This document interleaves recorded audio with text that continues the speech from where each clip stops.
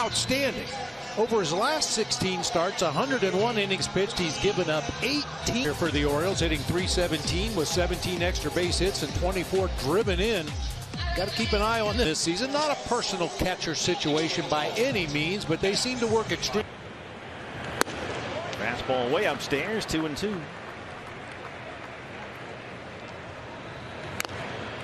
5 starts leading into last week at Dodger Stadium. Gallen had given up a total of 2-2. Well, missed down and away with a fastball, and Rutschman's run the count full.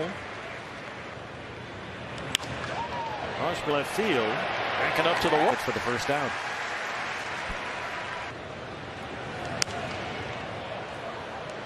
Fastball fouled away. Henderson single double. Drops this one into right field for a base hit. A little bit, but got enough of it to muscle it out into right field for the first base hit of the game. Santander was hit on the right hand by a pitch in the 9th inning last night. Right back in there today. Curveball fouled away, and it's 1-2. That's by a diving Pavin Smith and into right. Henderson.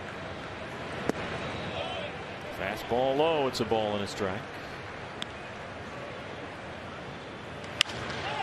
Punches that one toward the right field foul pole and out of play. Jack Gallen went to that changeup and gets a big out, number 2. First pitch changeup that time. O'Hearn has. It seems like every series the Diamondbacks play, there's somebody who isn't a star to the lineup. Santander will take off for second, if you want to call it that.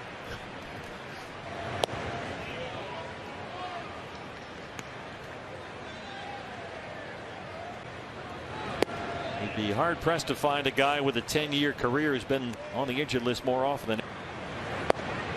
They tried to make it work. They gave him a $70 million extension, but he just couldn't scale it. Check on O'Hearn over there.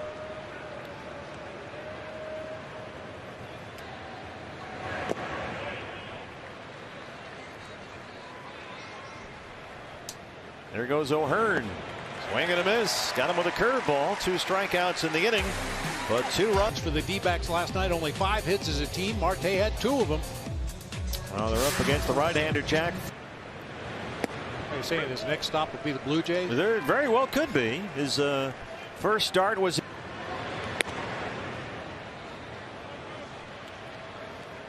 Corbin 3 hits in the series.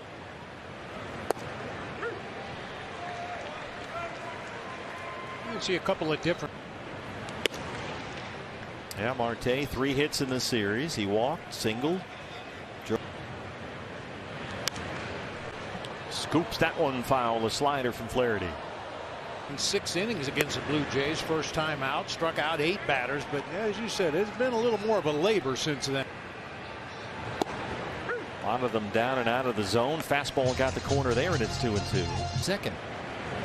And never was able to catch up. Good curveball there, and he gets his first strikeout. Today. Misfire on the fastball from Flaherty.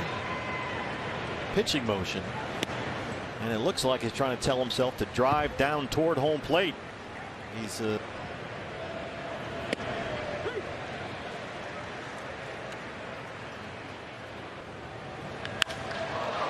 Gurriel drives one deep to left. The slider is gone. Baltimore 4th. You don't see that a lot. The Orioles with 7 consecutive hits against late. 0-2. Zach's getting some swing and miss with that curveball. He struck out 3 of the last 4. Frazier had an RBI double, part of that 6-run 4th inning last night. And sends this one out to right field for a base hit. Arias at second and Frazier's at first with 1 out. Got the low call on the curveball for a strike.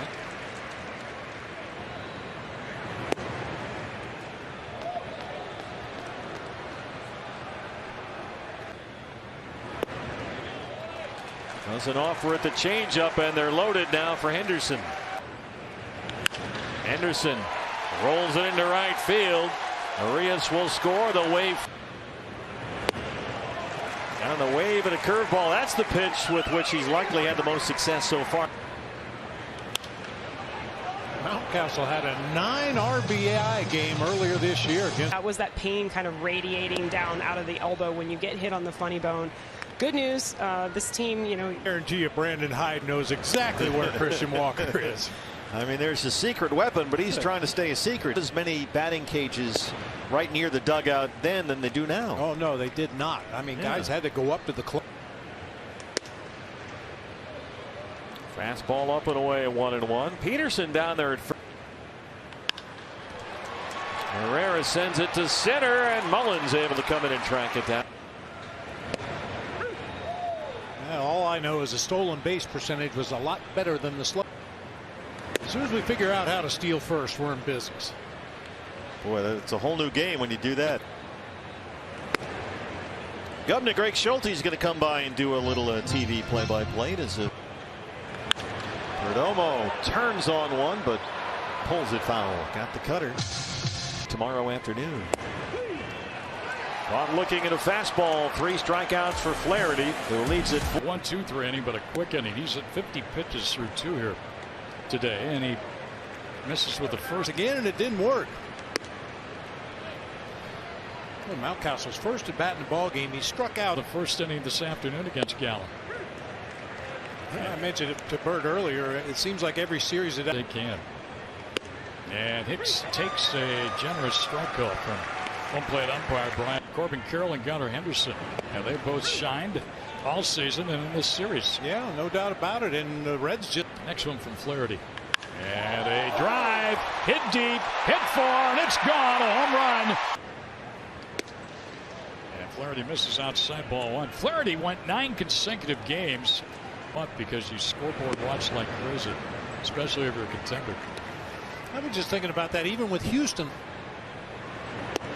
And he went around. And Gurriel now with a 2-2 count. Well, if you hope to get to September, as Gurriel is caught looking, round number 2 in the inning, the 4th strike, and replaced by Longoria, and still haven't gotten the official word.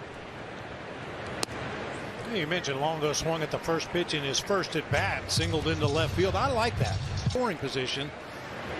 Every now and then turn it around and ambush that guy. Manny Trio, a teammate of mine with the Giants. That's a name out of the past. Pretty good ball player too, Manny Trio. There's the ball 4 and a 4-pitch walk to Longoria. We'll get it. That's way outside. Alec going. And a shot to center, but that's going to hang up for Mullins. And 2 hard.